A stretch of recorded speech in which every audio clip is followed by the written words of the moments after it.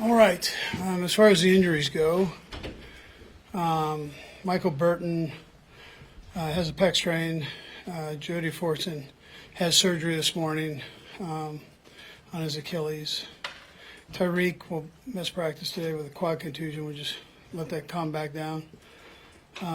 Hitch has a tricep contusion. He won't practice today. Again, just calming that down. And then Joe Tooney will rest him today, so with the hand. Look forward to the challenge of playing the Titans. We haven't played them in a couple years here, but they sure are a good football team, and everybody got a chance to see that Monday night. I mean, they thought they did a real nice job there. So we'll start our preparation today with the first day of practice and get ourselves ready to go down to Tennessee. Anyways, with that time yours. Coach, what do you want to see out of Chris Jones and Shavarius Ward since they are going to practice today? Yeah. What are you hoping to see out of them before you? Yeah, well, just kind of get back in the swing, knock the rust off, get back in the swing of things. They've been working hard, they haven't been practicing. So, but conditioning won't be necessarily the issue. It'll be just getting back out there and doing the football stuff. Andy, last time you went to Tennessee, there was, the end of the game that it seemed like there was a billion ways you could have won that game, but it was the last game you lost in 2019. Was there something, whether it was in the facilities or the week after, that you could sense that was kind of a gut check for you guys, and you guys were going to respond the way you did? Yeah, I didn't handle that right. All said and done, that last call wasn't a very good one. It didn't work, and I called a screen, and we've been running the ball pretty good, so I probably should have just stuck with the run. But that's hindsight. So, but I do remember it very well. As far as things going on, I mean, our guys, they bared down. I mean, we all had a piece of it. It was special teams, had the block, and defense gave up some yardage there right at the end, and we all had a part of it. So, and the guys, we started playing better after that. I mean, which is kind of your point. So. Coach, following up on your time in Nashville in 2019, Derrick Henry rushed for 188 yards, 2 touchdowns. Everyone saw what he did Monday night. What type of formidable challenge does facing that particular running back face? Yeah, he's a great kid. He's a good football player. To think that he's carrying the ball as much as he is, and year after year he's putting up these numbers, it's crazy. So, and he's a great player. So are you going to hold him to no, that's not what's going to happen. But he's going to get his yards, and then you just have to limit it the best you can. You got to tackle him. He's a big man, but you got to tackle him. And our guys know that, So they've got a good offense. They base it around 22, so they got a great play action game, and that comes off of action to him, and so we got to be ready for all that. Every season's about kind of ebb and flow, but you used the term the other day about maybe there was a enough's enough mentality at halftime. How do you see that possibly holding, or how do you get momentum from that? Yeah, well, that's it. I mean, you got to go do it. You can't talk about it anymore. You got to go do. And so guys will come out today. They'll work hard. That's where it starts.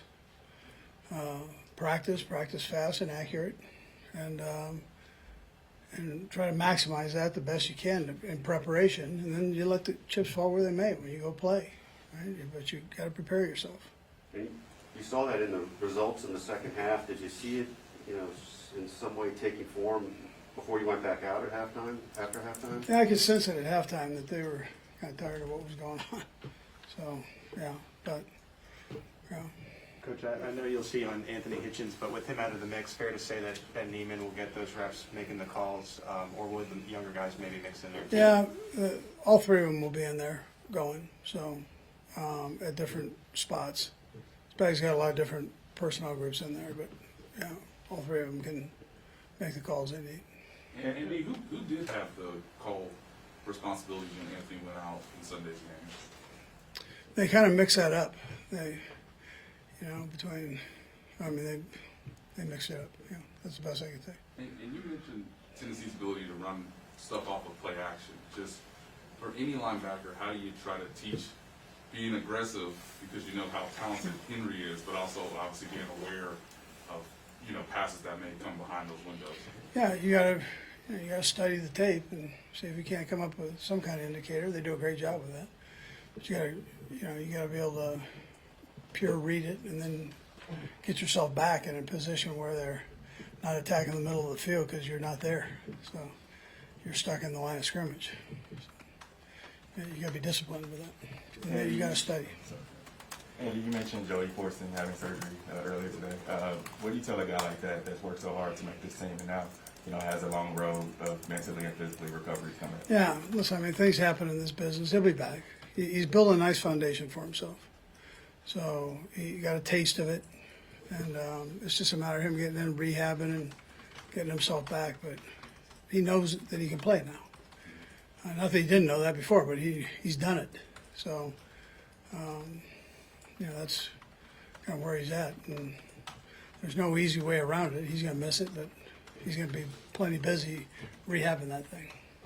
A couple more. We'll start with you, Matt. Hey, Coach, I know it's still early in the season, relatively speaking, and there's always the every game's important mentality, but Buffalo, the Chargers, Ravens, Titans, all shaping up to be the top teams in the AFC. But with losses to those other three, does this game have a bigger magnitude for you guys?